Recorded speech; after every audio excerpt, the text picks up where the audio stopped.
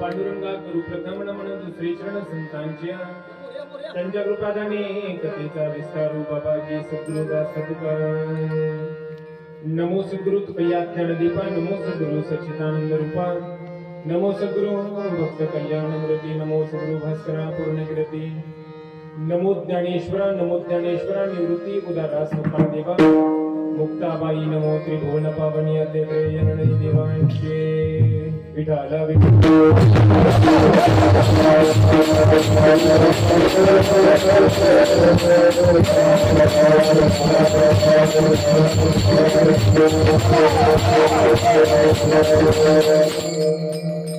शेवट तो फुला माझा प्रभू गोड झाला आलो निजाच्या माहेरा भेटी रकुमाईच्या वरा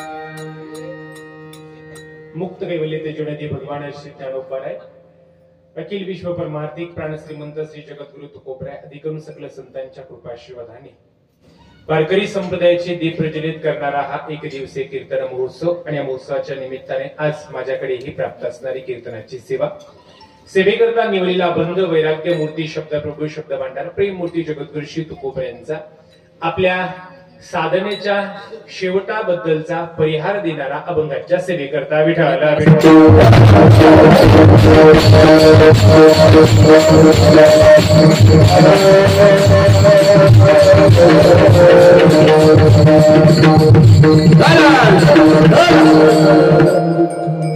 सेवेला आरंभ करण्यापूर्वी अल्पसा परिहार तो म्हणजे असा पवित्र पावन भूमी असलेल्या आपल्या या ऐतिहासिक परंडा नगरीमध्ये साधू संतांच्या आशीर्वादाने भगवंताच्या आशीर्वादाने संपन्न होणारा हा एक दिवसीय कीर्तन महोत्सव आज वैकुंठवासी सुमनबाई किसन ननोरे यांच्या प्रथम वर्ष श्राद्धाच्या निमित्ताने ननोरे परिवाराच्या वतीने मातृत्वाचे ऋणंतकरणामध्ये ठेवून घडून आणलेला योग्य यथार्थ अशा पद्धतीचं हे कार्यक्रमाचं प्रयोजन विडाला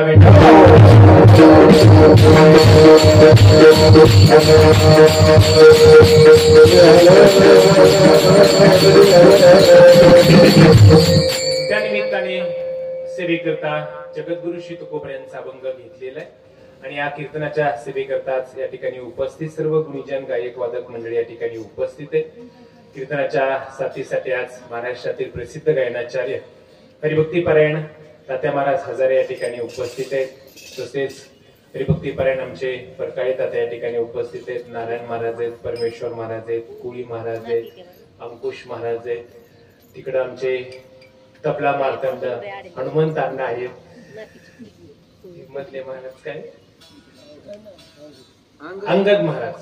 अंगद महाराज या ठिकाणी उपस्थित आहेत इकडं आयतवाडे महाराज आहेत मृदंगाच्या साथीसाठी आज महाराष्ट्रातील प्रसिद्ध मृदंगाचार्य आणि माझे मित्र या दोन्ही विशेषणापेक्षा त्यांच्याकडे एक मोठं विशेषण आहे संत स्वामी रघुराज महाराजांचे ते 10वे वंशज एका संत परंपरेतले ते महाराज आहेत असं आमच्यासारखी जवळ 10 फुलाखाली घालावी विठाला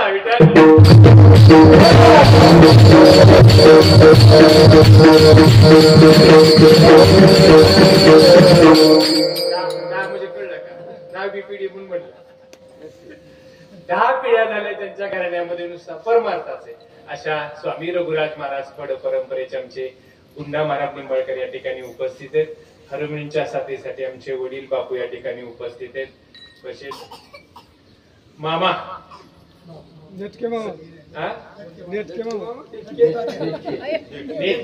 हो मामा म्हणतो त्यांना सगळे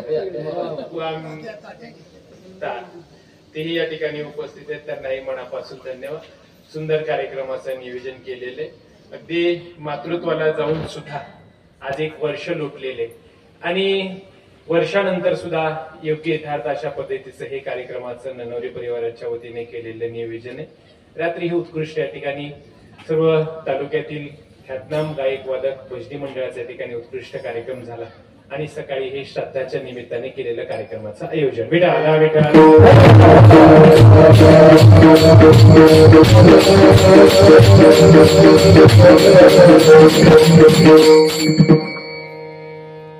कार्यक्रमाचं निमंत्रण मला खूप दिवसापूर्वी माझा मित्र भरत, आम्ही 5 वर्ष वर्गात शिकलो, असा भरतनी मला या ठिकाणी कार्यक्रमाचं नियोजन, सगळे सरही या ठिकाणी उपस्थित आहेत, नानवरे सर आणि माझे जिवलग मित्र प्रसिद्ध मृदंगाचार्य हरिभक्तीपारायण सूरज महाराज या कार्यक्रमाच्या निमित्ताने उपस्थित आहेत, त्यांनाही मनापासून धन्यवाद देतो.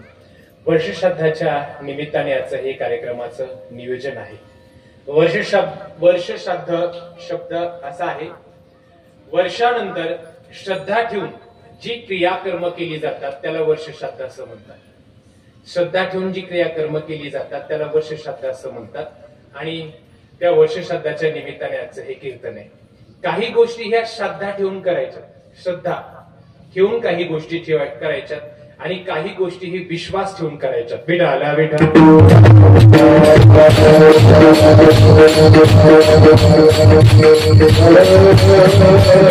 काही नाती समाजामध्ये अशी जोडायचे की ज्यांच्यावरती श्रद्धा असली पाहिजे आणि काही नाती असे की ज्यांच्यावरती विश्वास असला पाहिजे. काही नाती असे. आता हे आजचं श्राद्ध ठेवून क्रियाकर्म केली जातात.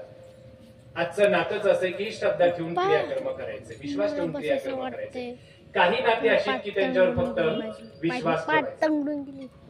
सोपं सोपं विचारतो महाराज, आपण मैत्री करतो, मैत्रीमध्ये विश्वास असावा का श्रद्धा असावी? 2 मित्र एकत्र आल्यानंतर त्याच्यामध्ये श्रद्धा असावी का विश्वास असावा? मैत्रीमध्ये काय असावं? विश्वास असावा. पती पत्नी आहे, पती पत्नीच्या नात्यामध्ये श्रद्धा असावी का विश्वास असावा? विश्वास.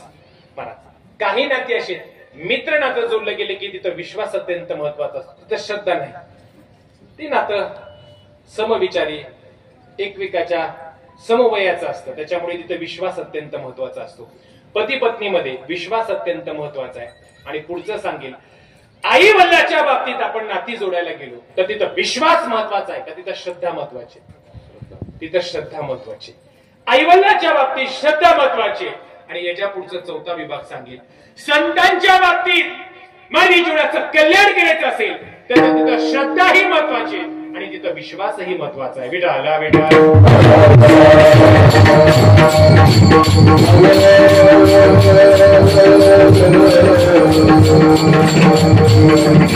संतांच्या बाबतीत विश्वासही ठेवायचा आहे. म्हणून तर महाराज तुकोबरे बोलतात, कुणाच्या पायावर विश्वास ठेवावा?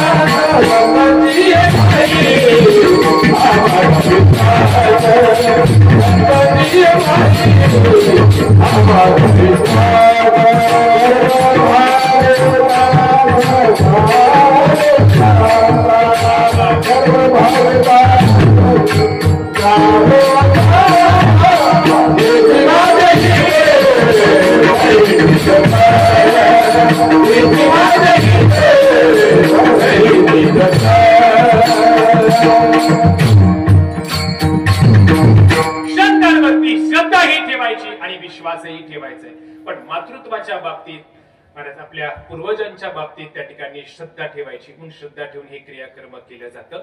आणि आपण जर त्यांच्या बाबतीत श्रद्धा ठेवत नसेल तर महाराज ते गेल्यानंतर आपल्या नावाने बोंब मारतील, तुकोबरे बोलतील. त्यांचे जर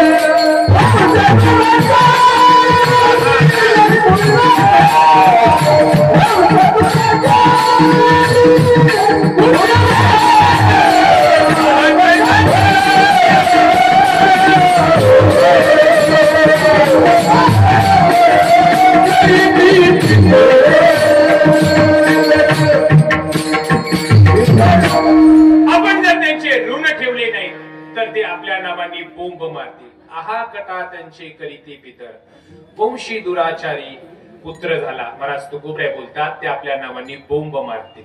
महाराज हे पितृ ऋण मात्र ऋण फेडणं गरजेचंच आहे. महाराज आपण जर एखाद्या बँकेचे व्याज घेतलं, गाडीसाठी व्याज घेतलं, गाडीसाठी आपण, तर ती बँक आपल्याला, फायनान्स वाले आपल्याला हप्ता नेमून देतात. तुम्ही महिन्याला एवढा हप्ता भरा, महिन्याला हप्ता एवढा भरा. आपण जर महिन्याला हप्ता तेवढा भरला नाही, वर्ष 2 वर्ष जर हप्ते आपण थकवले, तर ती काय करतात, घरी येतात आणि आपली गाडी ओढून नेतात. गाडी ओढून नेतात हप्ते जर थकवले तर. तसं आपल्या बी जीवनामध्ये वर्षाला जास्त नाहीत पण 3 हप्ते नेमून दिलेले. किती? 3. पहिला हप्ता पितृ पंधरवडा, हप्ता भरायचा. दुसरा हप्ता अक्षय तृतीया, तो हप्ता भरायचा. आणि तिसरा हप्ता ज्या तिथीला त्यांनी देह ठेवलेला आहे त्या तिथीला, म्हणजे पुण्यतिथी. 3 हप्ते तुम्ही वर्षातनं भरायचे. 3ही हप्ते जर थकवले तर एक दिवस आपल्याला ओढून नेल्याशिवाय राहणार नाही. म्हणजे कुठल्या ना कुठल्या कारणाने ते तुमच्यात संकट टाकणार, ते तुमच्या जीवनामध्ये संकट येणार. महाराज ते आपली पुण्य घेऊन जातात, म्हणून त्यांचे ऋण अंतःकरणामध्ये ठेवले पाहिजे. तुकोबऱ्या बोलतात मी सुद्धा माझ्या जीवनामध्ये त्यांचे ऋण ठेवले. विठ्ठल विठ्ठल.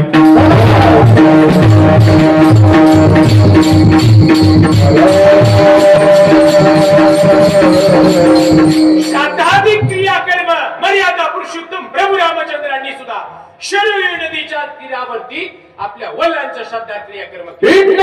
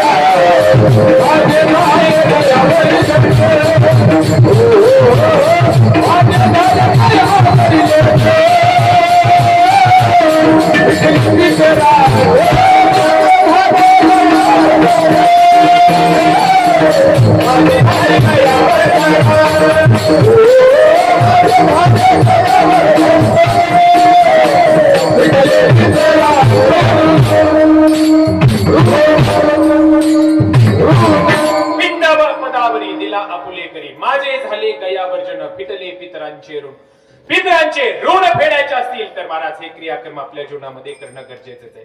सगळ्यांनीच महाराज, अगदी तुकोबऱ्यांच्या चरित्रात सुद्धा प्रसंग येतो. महाराज सहज तुकोबऱ्यांनी संसाराच्या नावावरती शून्य घातलं. तुकाराम महाराज रोज सकाळी उठायचे, विना घ्यायचे, चिपळ्या घ्यायचे, भजनाला जायचे. भंडारा भामचंद्र घोराडेश्वर डोंगरावरती एके दिवशी रोज नित्य नियमाप्रमाणे तुकाराम महाराजांनी विना घेतला, चिपळ्या घेतल्या, निघाले. जिजामाऊली दारातच उभा राहिल्या. कुठे निघालात?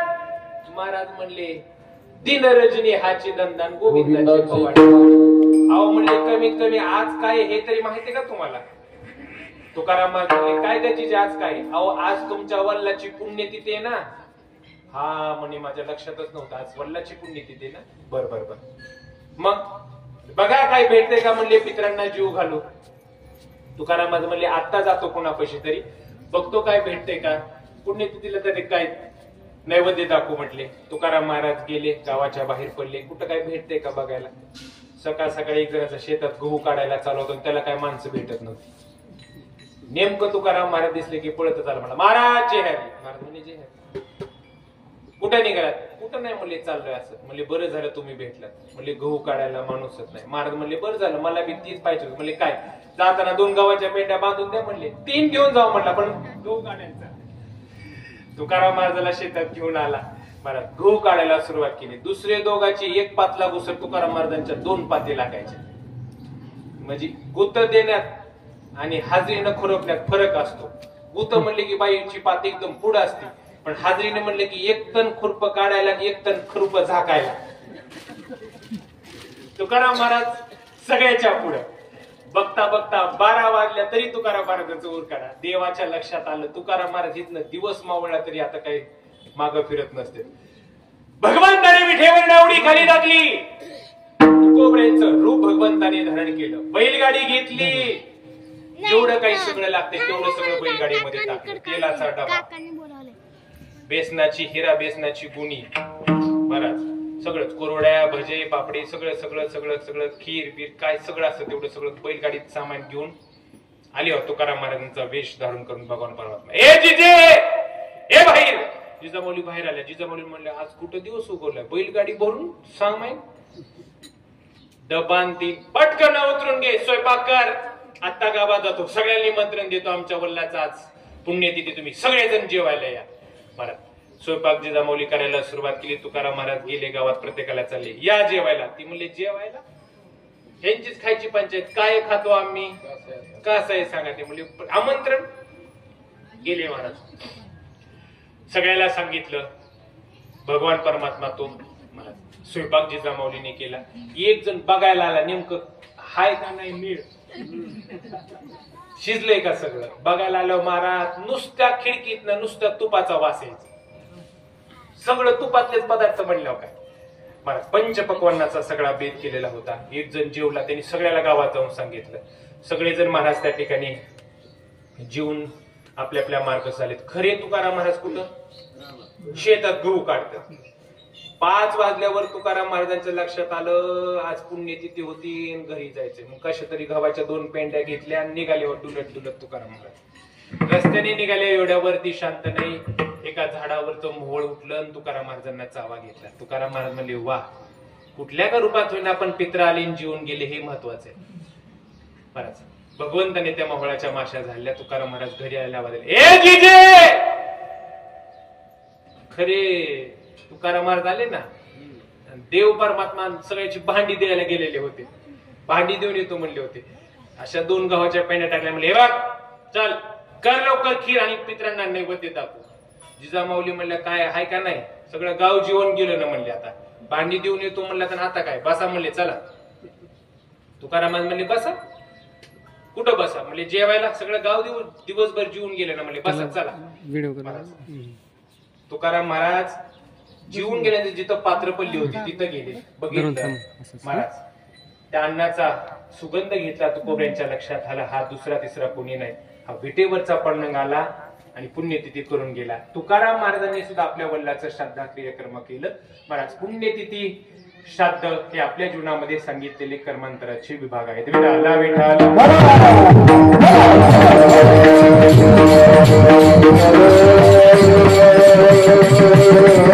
काही कर्म आपल्याला शास्त्राने सांगितलेले जी रोज करायचे त्याला नित्य कर्म म्हणतात.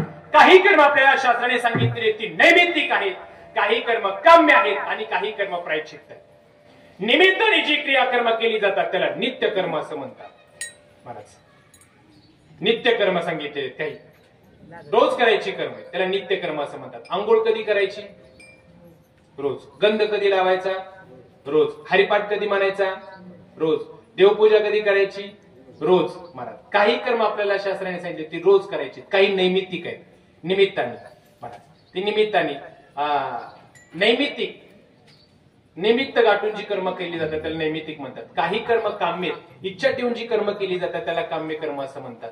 आणि काही कर्म केलेल्या पापाचं शालन होण्यासाठी, धुवून जाण्यासाठी जी क्रियाकर्म केली जातात त्याला प्रायश्चित्त कर्म असं म्हणतात. आजचं हे नैमित्तिक कर्मांतरातलं प्रयोजन. विठाला विठाला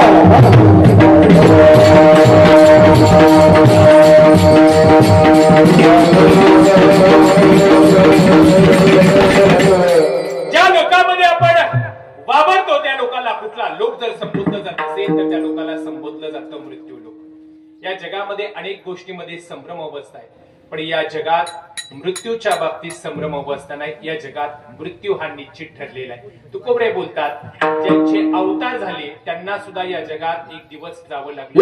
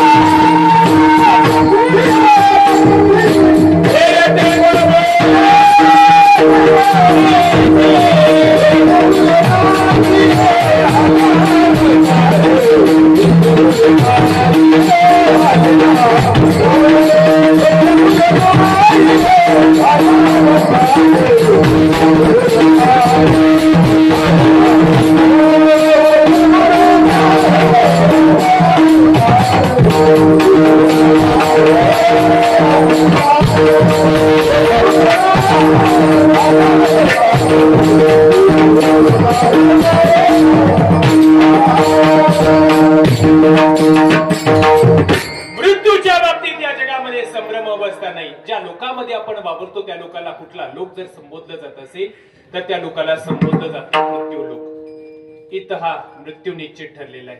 देवाचं वाहन गरुड, देवाचं वाहन गरुड. सहज देवासोबत गरुड जायचा रोज. एक दिवशी देवाची ड्युटी संपून गरुड घरी आला. आई अशी घाबरलेली होती गरुडाची. गरुडाने विचारलं, का गाई काय झालं तुला, एवढी घाबरल्यासारखी दिसते. ती म्हणली, काय सांगावं, मगाशी म्हणले थोड्या वेळापूर्वी 4-5 माणसाशी काही कपडे घालून आली होती आणि ते म्हणत होती घेऊन जायचंय, म्हणून मला घाबरल्यासारखं होतंय. ती म्हणला, आई काळजी करू नको, तू माझी आई म्हटला, काळजी करू नको. बस म्हणला पाठीवर. इथं आले होते काय, हिमालयाच्या उंच शिखरावरती एका उंच टोकावरती तुला नेऊन ठेवतो, बघू तिथे कसे येतात. बस म्हणला पाठीवर. पाठीवर बसवलं गरुडाने, आईला घेतलं, हिमालयाच्या उंच शिखरावरती नेऊन पोचवलं. ते कळलं की पाठीमागनं ते 4 जण हजरच. म्हणले, जेहारी ओळखलं का? ते म्हणले, नाही.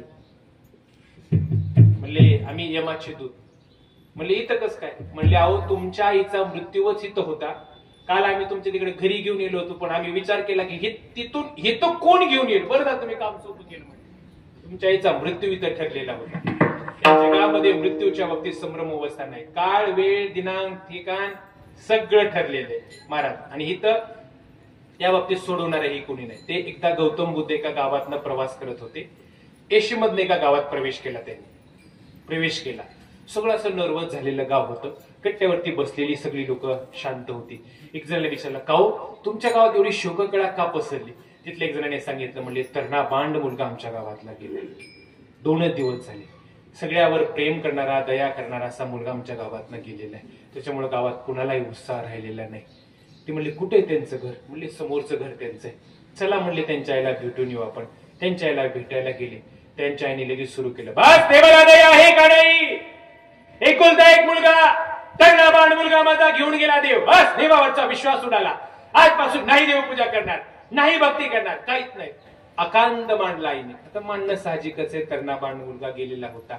गौतम बुद्धाने ऐकून घेतलं. 5 मिनिट झाले, 10 मिनिट झालं.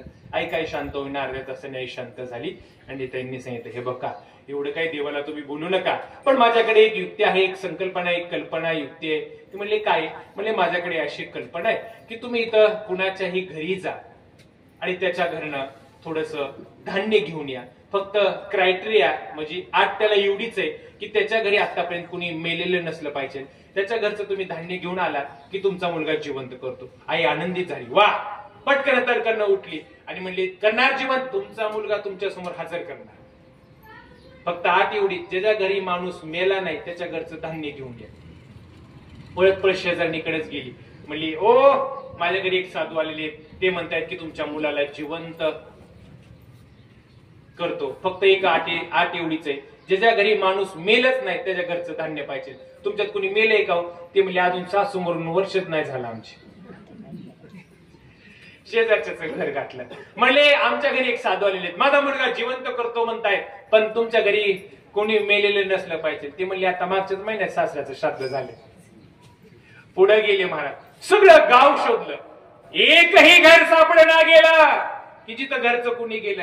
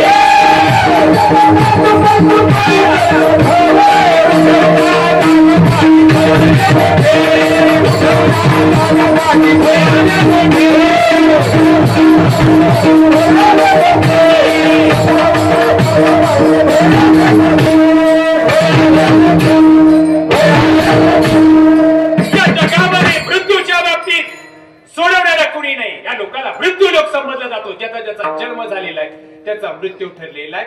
ती सगळी मावशी सगळ्याची घरं फिरून आली, शेवटी आली सांगितलं नाही असं एकही घर नाही की ज्या घरामध्ये मृत्यूवत झालेला नाही, असं एकही घर नाही. या जगात महाराज देवादिकांना जावं लागलं, संतांना जावं लागलं, ज्यांचं येणं हातात जाणं हातात होतं त्या देवाला जावं लागलं. महाराज अवतार होता त्यांचा, आपण तर अवतावाले आहोत, आपल्या अवताची बैल सुद्धा आपली नीट ऐकत नाही, आपलं काय गणित आहे. महाराज देवादिकांना जावं लागलं. तुकोबऱ्या बोलतात सोडवणारं कोणी नाही आणि कोण मदतीला येणार आहे? सगळे माझे माझे म्हणणार आहेत, पण ज्या दिवशी मृत्यू होईल त्या दिवशी सोडवणारं कोण आहे? कोण कुणाचं आहे महाराज? त्या जगात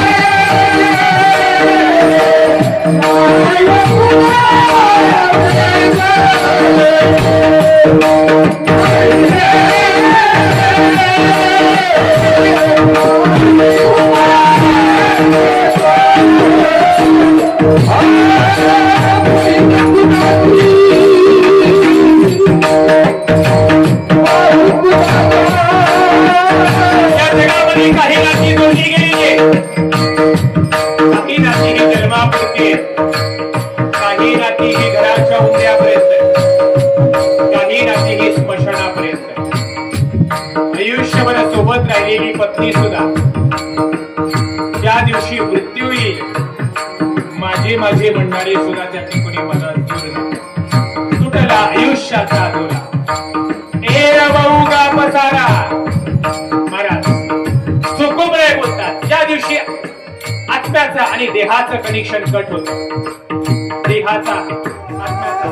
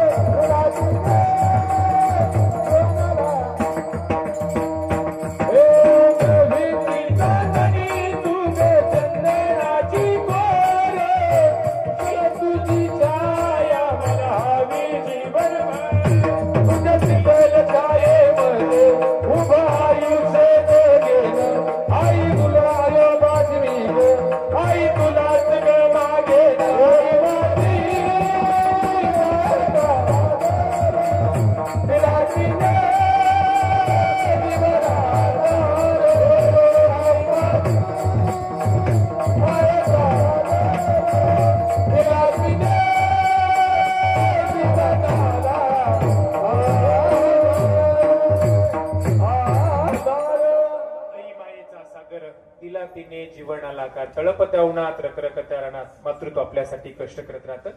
आज एका मातृत्वाच्या पुण्यस्मरणाच्या निमित्ताने आजचं हे कार्यक्रमाचं आयोजन आहे. सुंदर कार्यक्रमाचं आयोजन आज वैकुंठवासी सुमनबाई किसन ननवरे या मातृत्वाच्या प्रथम वर्ष श्राद्धाच्या निमित्ताने ननवरे परिवाराच्या वतीने आदरणीय आमचे विठ्ठलदादा ननवरे असतील, सर्वच सर असतील, भरतदादा असतील, यांनी ऋण अंतकरणामध्ये ठेवून हा उत्कृष्ट कार्यक्रम या ठिकाणी घडून आणला. श्राद्धाला कीर्तन कार्यक्रम करावाच आणि एक पाठीमाग विधी असतात ते तरी आपले परिपूर्ण होत नाहीत, म्हणून कमीत कमी श्राद्धाला कीर्तन करावं. दोनच गोष्टी सांगतो. आपल्या घरासमोर टाळ वाजावा. बस एक मिनिट, एकच दोनच वाक्य ऐका माझं संपलं कीर्तन. श्राद्धाला कुठल्याही कार्यक्रमाला आपल्या घरी टाळ का वाजावा? कारण आपल्या जीवनातला विटाळ जाण्यासाठी आपल्या घरासमोर टाळ. वैष्णवा घरी सर्व टाळ, घरी सर्व टाळ.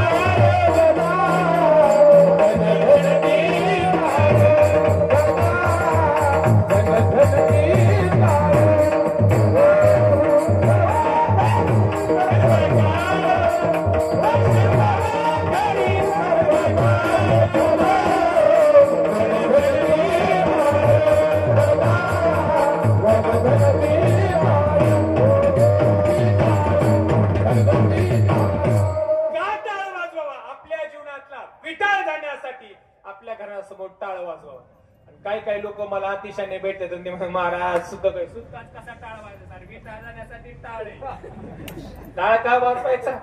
टाळ त्याच्यासाठीच आहे, विटाळ जाण्यासाठी टाळ आहे. लोक म्हणतात आपल्या घरी मृदंग वाजला पाहिजे. महाराज ती निर्जीव असून ही मृदंग निर्जीव आहे तरी ती कीर्तनात दंग होते. आपण तर माणसं आहेत ना, आपण कीर्तनात दंग झालं पाहिजे म्हणून आपल्या घरात कधीतरी टाळ आणि पकवाज वाजला पाहिजे. म्हणून भाग्यवंता घरी भजन कीर्तन त्याची वाटप आहे रघुनंदन. म्हणून आज हा मातृत्वाच्या पुण्यस्मरणाच्या निमित्ताने रात्रीही भजनाचा कार्यक्रम, आज सकाळी या ठिकाणी कीर्तनाचा कार्यक्रम संपन्न झाला. सगळेच बरेच मंडळी या ठिकाणी उपस्थित आहेत. सर्वांच्या चरणी कोटी कोटी कृतज्ञता व्यक्त करतो.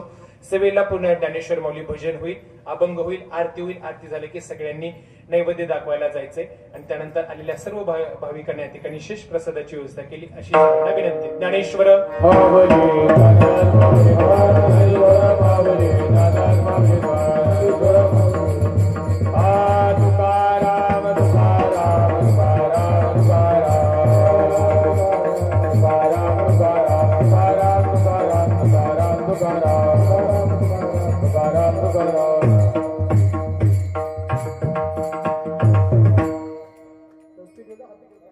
उठून उभा राहा सर्वजण. या घरातली व्यक्ती या फोटो समोर या.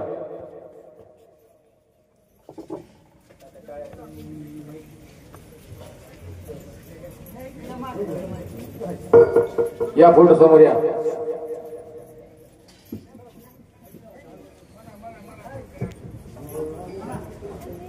ये पोराचे